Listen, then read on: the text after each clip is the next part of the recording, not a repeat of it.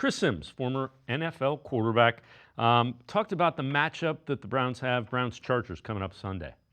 This is a tough game. We know that. This is two defenses. It's two teams that got a similar style. In-your-face defense. They're going to bring it, right? And on offense, they want to run the football and then take some shots down the field. That's really what they both want to do.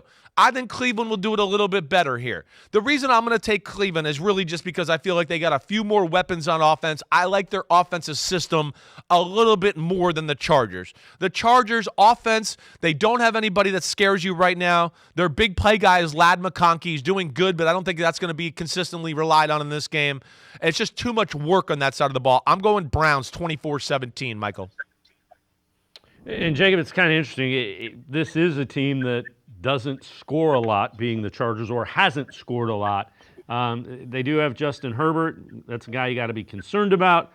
But again, yeah, I get the thought that they are similar.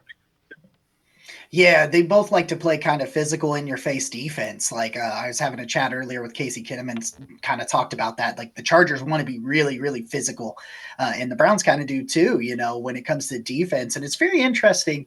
I think, the trenches is where this game's really going to be settled. How does the Browns offensive line do, a struggling offensive line that had a really good week against Baltimore? They're going up against a very good defensive line, Khalil Mack, and they've got a 3 or 4 pass rushers that are pretty good, including Bud Dupree, who's playing really well as their situational pass rusher.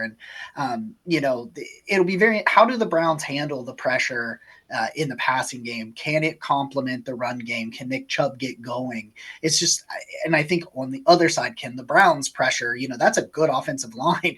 That is a very good offensive line for the Chargers. Can they get to Justin Herbert? Yeah, he doesn't have a ton of weapons. Lad McConkey's probably the best option he's got out there. Quentin Johnson, the former first-round pick, has kind of been very inconsistent in his first couple of years with the Chargers. And so if you let Herbert sit back there, though, and get time to throw the football, he's a very good quarterback. So, can the Browns get pressure and can they protect Jameis Winston? I think in the end, both the battle in the trenches on both sides are going to be the biggest kind of deciding factor in this game.